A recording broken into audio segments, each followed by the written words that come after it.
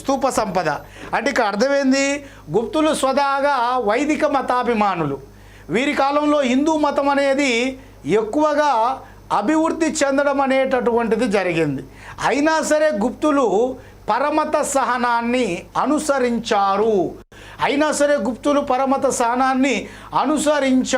అనడానికి నిదర్శనమే ఈ గుప్తుల కాలంలో ముఖ్యంగా సారనాథ్లో కానీ, సాంచీ వద్ద కానీ, ఒరిస్సాలో కానీ, సింధు ప్రాంతంలో కానీ నిర్మించబడ్డ కొన్ని బౌద్ధ మత పవిత్ర నిర్మాణాలుగా పేరుగాంచిన ఈ స్తూపాలే. దీన్ని బట్టి గుప్తులు స్వతహాగా వైదిక మతాభిమానులైనా కూడా వీరు పరమత సహనాన్ని కలిగి ఉన్నారు అనే విషయాన్ని వీటి ద్వారా చూడవచ్చును. మరి ఇందులో ప్రధానంగా మనం చూసేది ఏమిటి అనేది ఒకసారి ఇక్కడ అబ్జర్వ్ చేస్తే, స్తూపాల్లో మీర్పూర్ ఖాన్ స్తూపం, దామెక్ లేదా రత్నగిరి స్తూపం,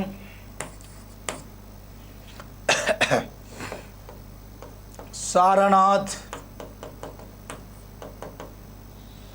అలాగే సాంచీ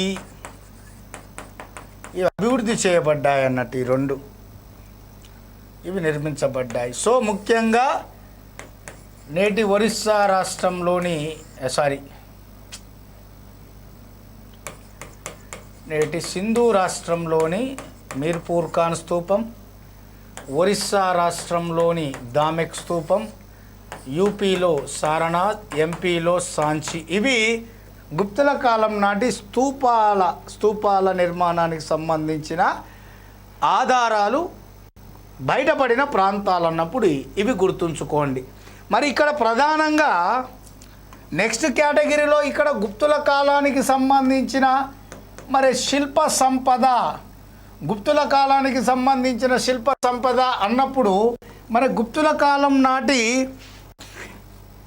ఈ శిల్ప సంపదకు సంబంధించిన సమాచారాన్ని మనకు పూర్తి స్థాయిలో ఒక చరిత్రకారిని వివరించడం జరిగింది. ఆమె పేరే రొమిల్లా తాపర్.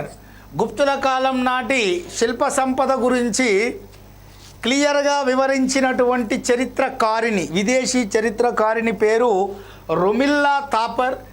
మరి దీని ప్రకారంగా మనకు ఇక్కడ ఎక్కడెక్కడ ఈ శిల్ప సంపద ఉంది అనేది ఒకసారి చూస్తే, నెంబర్ 1 సారనాథ్ అండ్ నెంబర్ 2 మధుర.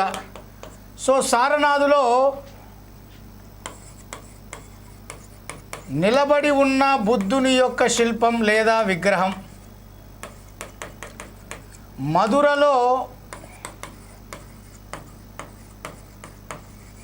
కూర్చొని ఉన్న బుద్ధుని విగ్రహం,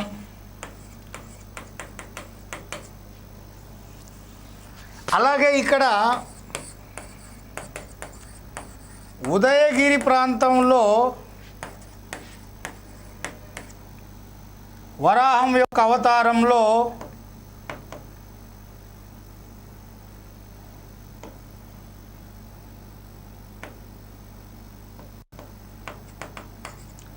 విష్ణుమూర్తి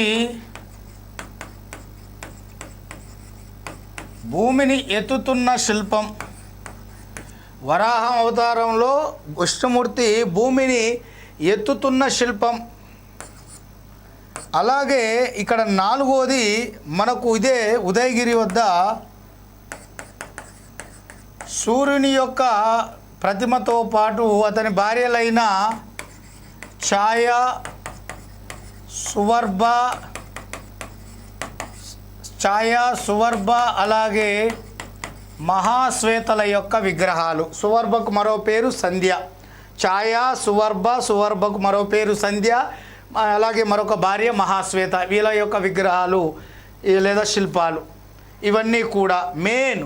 సో సారనాథ్లో, అలాగే మధురలో, అలాగే ఉదయగిరి, అలాగే ఇక్కడ. వీటితో పాటుగా మనకు అత్యంత ముఖ్యంగా 5వది నేటి బీహార్ రాష్ట్రంలోని సుల్తాన్ గంజ్ ఏదైతే ఉందో ఆ సుల్తాన్ గంజ్ ప్రాంతంలో రెండో చంద్రగుప్తుడు దాదాపు 7.5 అడుగుల ఎత్తులో 7.5 అడుగుల ఎత్తులో ఇక్కడ కాంస్యంతో తయారు చేసిన బుద్ధుని యొక్క విగ్రహాన్ని ప్రతిష్ఠించడం జరిగింది. నేడు బీహార్ రాష్ట్రంలోని సుల్తాన్ గంజ్ అనే ప్రాంతంలో గుప్త రాజుల్లో ఒకరైన రెండవ చంద్రగుప్తుడు దాదాపు 7.5 అడుగుల ఎత్తులో ఈ యొక్క పూర్తిగా కాంస్యంతో తయారు చేసిన బుద్ధుని యొక్క విగ్రహం అనేది బయలుపడడం అనేది జరిగింది. ఇవన్నీ కూడా ముఖ్యంగా గుప్తుల కాలం నాటి శిల్ప సంపదకు తార్కాణంగా నిలిచినటువంటివి అన్నప్పుడు ఇవి మనము గుర్తుంచుకోవాలి. మరి ఇందులో ప్రధానంగా విషయాలకు వస్తే మరి ఇక్కడ నెక్స్ట్ ఇక్కడ మనం మాట్లాడుకునేది ముఖ్యంగా దేవాలయాలు సంపూర్ణమైన దేవాలయాలు అంటే భారతదేశ చరిత్రలో ఈ సంపూర్ణమైన హిందూ దేవాలయాల నిర్మాణాన్ని ఈ యొక్క ప్రారంభించినటువంటి వాళ్ళు ఎవరయ్యా అంటే మొట్టమొదటిసారిగా ఇక్ష్వాకులు. ముఖ్యంగా ఈ కృష్ణానది ఒడ్డున ఉన్నటువంటి వీరపురం అనేటటువంటి ప్రాంతంలో అక్కడ ఇక్ష్వాకుల కాలంలో నిర్మించబడ్డ మొట్టమొదటి హిందూ దేవాలయాలు, గుహాలయాలు కాదు, హిందూ దేవాలయాలు అనేటటువంటివి అక్కడ నిర్మించబడ్డాయి. ఇక మరి ఉత్తర భారతదేశానికి వస్తే అంటే నార్త్ ఇండియాకు వస్తే ముఖ్యంగా ఈ యొక్క గుప్తులు ఈ యొక్క హిందూ దేవాలయాల నిర్మాణానికి శ్రీకారం చుట్టడం అనేటటువంటిది జరిగింది. హిందూ దేవాలయాల నిర్మాణానికి ఈ గుప్తులు అనేటటువంటి వారు శ్రీకారం చుట్టడం అనేటటువంటిది జరిగింది. మరి ఇందులో భాగంగానే గుప్తులు తమ కాలం నాటి ఈ హిందూ దేవాలయాల నిర్మాణం కొరకు వీరు మొట్టమొదట రాళ్లను ఉపయోగించారు మొదటగా. తర్వాత కాలక్రమంలో ఈ ఆలయాల నిర్మాణానికి రాళ్లతో పాటు ఇటుకలను కూడా నిర్మించడం అనేటటువంటిది జరిగింది. మొదట వాళ్ళు ఉపయోగించింది రాళ్ళని, తర్వాత రాళ్లతో పాటు ఇటుకలను కూడా ఉపయోగించడం అనేది జరిగింది. మరి గుప్తుల కాలం నాటి దేవాలయ నిర్మాణానికి సంబంధించిన ఈ నిర్మాణ లక్షణాలు మొత్తం కూడా 5 ఉన్నట్లుగా, నిర్మాణ లక్షణాలు మొత్తము 5 ఉన్నట్లుగా పూర్తి స్థాయిలో మనకు ఆనాటి ముఖ్యమైనటువంటి ఆధారాలు చెబుతున్నాయి. 5 నిర్మాణ లక్షణాలు లేదా 5 దశలు. 5 దశలలో వీరి యొక్క ముఖ్యమైనటువంటి సంపూర్ణ దేవాలయాలు అనేటటువంటివి ఈ యొక్క నిర్మాణం అనేటటువంటిది అభివృద్ధి చెందింది అని. మరి అలాంటిది ముఖ్యంగా ఈ గుప్తుల కాలం నాటి దేవాలయాల్లో మనం ఒకసారి చూసినట్లయితే ఈ 5 దశలు గుప్త కాలం నాటి సంపూర్ణ దేవాలయ నిర్మాణానికి సంబంధించిన 5 దశల లక్షణాలు. ఫస్ట్ది మొదటి దశ, అలాగే మనకు ఇక్కడ రెండవ దశ, అలాగే ఇక్కడ మనకు మూడవ దశ, అలాగే ఇక్కడ మనకు నాలుగవ దశ, అలాగే ఇక్కడ మనకు 5వ దశ. సో మొత్తంగా చూసుకున్నట్లయితే మనకు మొదటి దశ, రెండవ దశ, మూడవ దశ, 4, 5. మరి మొదటి దశ ఏమిటి? ఈ మొదటి దశలో ఏ విధమైన లక్షణాలు కలిగి ఉన్నాయి అంటే ఇక్కడ మనకు ఎటువంటి గోపురం కానీ శిఖరం కానీ లేనటువంటి సమతల పైకప్పు దేవాలయాలు. ఎటువంటి గోపురం కానీ శిఖరం కానీ లేని సమతల పైకప్పు దేవాలయాలు నిర్మించబడ్డాయి. రెండో పాయింట్ ఏమిటయ్యా అంటే చతురస్రాకారంలో నిర్మించబడ్డాయి. సో అలాగే మనకు ఏమంటారు, ఇలాగా మనకు నిండైన కాకుండా బోలుగా ఉన్న శిలాద్వారాలు తో ఇక్కడ ప్రవేశ శిలాద్వారాలు లేదా శిలాస్తంభాలు అని రాసుకోండి. ఇక్కడ శిలాస్తంభాలతో ప్రవేశ ద్వారాలు నిర్మించారు. బోలుగా ఉన్న శిలాస్తంభాలతో ప్రవేశ ద్వారాలు నిర్మించారు. ఈ ఆలయాల ఆకారం చతురస్రాకారంలో ఉంది. ఈ ఆలయాలపైన ఎటువంటి గోపురం కానీ శిఖరం కానీ లేకుండా సమతల పైకప్పు ఉన్నటువంటి సమతలంగా పైకప్పుగా ఉన్న దేవాలయాల నిర్మాణం జరిగింది. ఈ దేవాలయ నిర్మాణాలను తక్కువ ఎత్తు కలిగిన వేదికలపై నిర్మించడం జరిగింది. తక్కువ ఎత్తుగల వేదికలపై నిర్మించడం జరిగింది. ఇది గుప్తుల కాలం నాటి ఈ యొక్క దేవాలయాల్లో మొదటి దశకు సంబంధించిన నిర్మాణ లక్షణాలు. రెండవ దశకు సంబంధించింది ఏమిటి? సేమ్ 1 2 3 4 ఇక్కడికి వచ్చేసరికి ఈ 1 2 సేమ్. మొదటి దశ రెండవ దశ సేమ్, అంటే మొదటి పాయింట్ రెండవ పాయింట్ సేమ్. ఇక్కడికి వచ్చేసరికి 3 4 చేంజ్ చేశారు. అంటే బోలుగా ఉన్న శిలాస్తంభాలు కాకుండా నిండైన శిలాస్తంభాలతో ప్రవేశ ద్వారాలు నిర్మించడం జరిగింది. ఇక్కడ ఏం చేశారు? మూడోది, ఇక్కడ తక్కువ ఎత్తుగల వేదికలపై దేవాలయాల నిర్మాణం చేశారు. ఇక్కడ ఎక్కువ ఎత్తు కలిగిన వేదికలపై దేవాలయాల నిర్మాణం జరిగింది. ఇక్కడ ఏంటిది? మొదటి దశలో శిఖరం లేని గోపురం లేని సమతల పైకప్పు దేవాలయాల నిర్మాణం జరిగింది. చతురస్రాకారం సేమ్. ఇక్కడ కూడా అదే 2 పాయింట్లు సేమ్ అనుసరించారు రెండవ దశలో. కానీ ఇక్కడ 3 4 చేంజ్ అయినాయి. ఏంటిది? బోలుగా కాకుండా నిండైన శిలాస్తంభాలతో ప్రవేశ ద్వారాల నిర్మాణం చేశారు. ఇక్కడ మొదటి దశలో తక్కువ ఎత్తుగల వేదికలపై నిర్మాణం జరిగితే రెండవ దశకు వచ్చేసరికి ఎక్కువ ఎత్తు కలిగిన వేదికలపై నిర్మాణం అనేటటువంటిది జరిగింది. మరి దీనికి మొదటి దశకు ఉదాహరణగా ఏ ఆలయాన్ని చెప్పవచ్చును అంటే, ఎగ్జాంపుల్ సాంచీ ప్రాంతం వద్ద 17వ నెంబర్ కలిగిన దేవాలయం. 17వ నెంబర్ కలిగిన దేవాలయం సాంచీ ప్రాంతం వద్ద. మరి రెండవ దశకి ఎగ్జాంపుల్గా మనకు ఇక్కడ నాచన్ కుటారాలో నిర్మించబడ్డ పార్వతీ దేవాలయం. నాచన్ కుటారాలో నిర్మించబడ్డ పార్వతీ దేవాలయాన్ని మనము రెండవ ఈ యొక్క దశకు ఎగ్జాంపుల్గా చెప్పవచ్చును.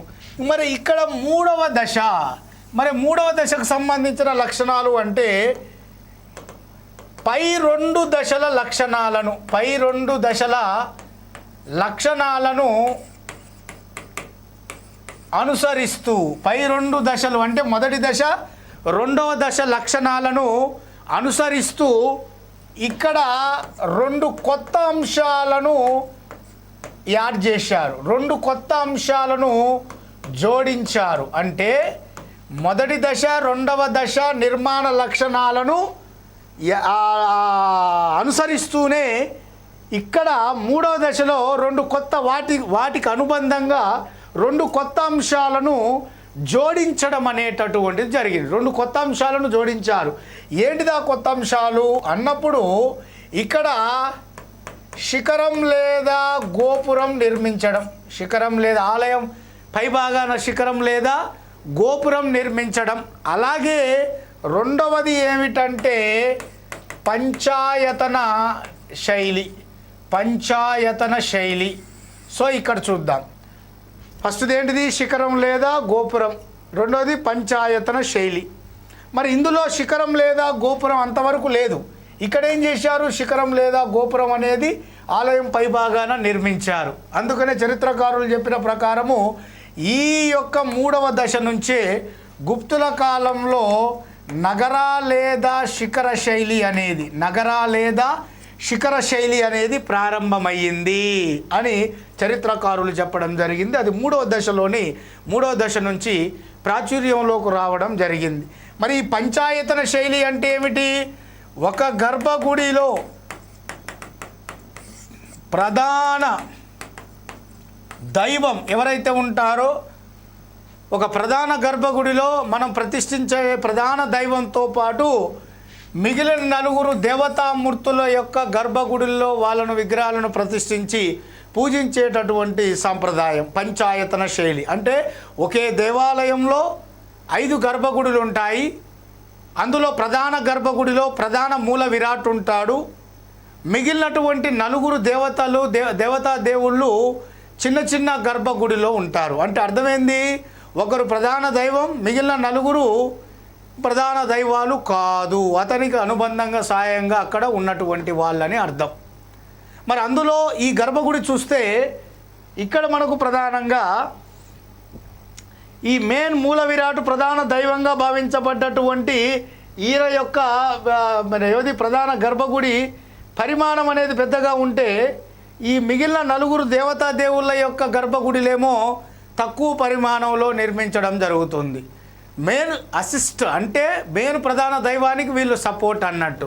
ఒకే దేవాలయం ఉంటుంది, అందులో ప్రధాన దైవం ఒకరు ఉంటారు, ఆయనకు 4 అనుబంధంగా ఉంటారు. ఈయన గర్భగుడి పెద్దగా ఉంటుంది, ఆ 4 దేవతల గర్భగుడులు చాలా చిన్నవిగా ఉంటాయి అని చెప్పేసి అర్థం. మరి దీనికి ఉదాహరణగా ఈ పంచాయతన నిర్మాణ శైలికి ఉదాహరణగా మనము దశావతార దేవాలయం చెప్పవచ్చును.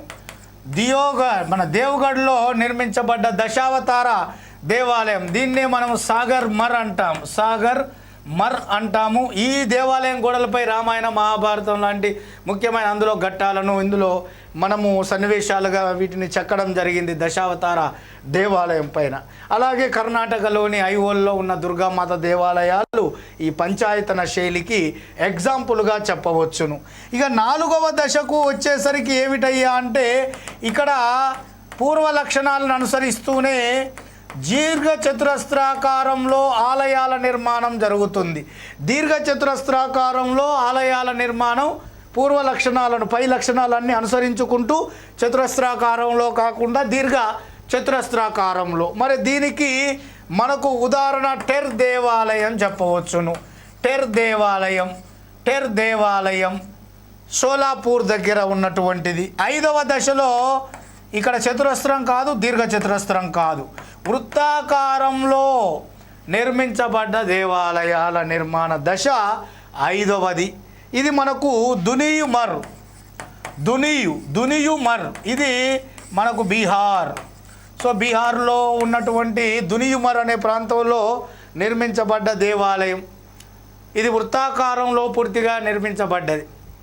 సో ఇవన్నీ కూడా టోటల్గా ఈ దేవాలయాలకు సంబంధించిన గుప్తుల కాలం నాటి దేవాలయాలకు సంబంధించిన దేవాలయ నిర్మాణ దశలు. మరి ఈ దశలు అనుసరించి మరి గుప్తుల కాలంలో ముఖ్యంగా నిర్మించబడ్డ దేవాలయాలు ఏమిటి అంటే, మనకు ఇక్కడ సాంచీలో 17వ నెంబర్ కలిగిన దేవాలయం,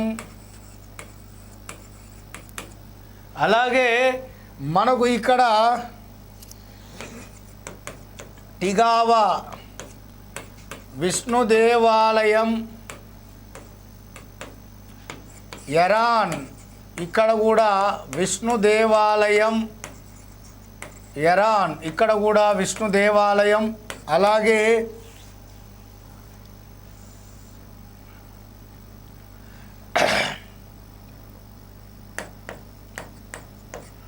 బూమ్రా ఇక్కడ శివాలయం,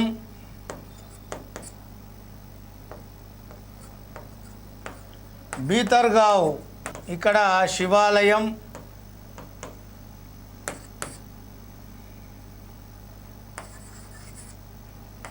దేవ్గఢ్ ఆర్ దియోగఢ్ ఇక్కడ దశావతార దేవాలయం,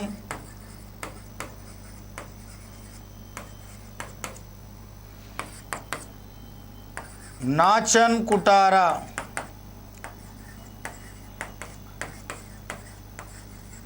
పార్వతీ దేవాలయం.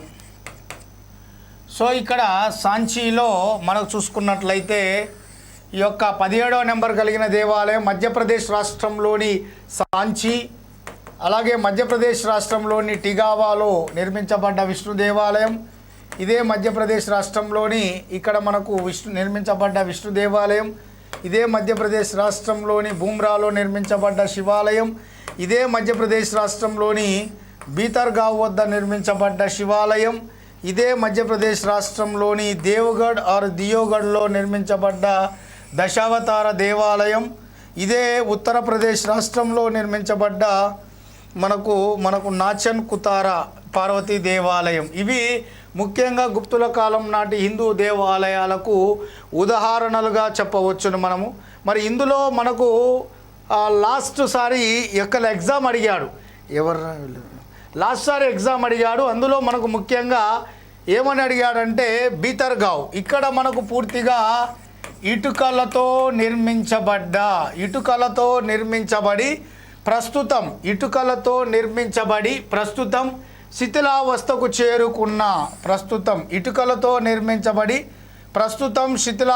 చేరుకున్న ఈ యొక్క శివాలయం లేదా గుప్తుల కాలం నాటి హిందూ దేవాలయం ఏదైనా ఉందా అంటే అది మనకు ముఖ్యంగా బీతర్గావ్లో ఇటుకలతో నిర్మించబడ్డ శివాలయం.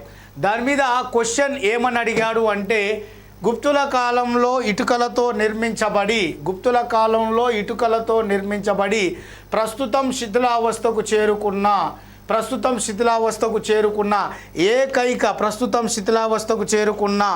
ఏకైక ఆలయం, గుప్తుల కాలంలో ఇటుకలతో నిర్మించబడి ప్రస్తుతం శిథిలావస్థకు చేరుకున్న ఆలయం ఏమిటంటే అది బీతర్గావ్లో నిర్మించబడ్డ శివాలయం అని చెప్పేసి అనాలి. రైట్.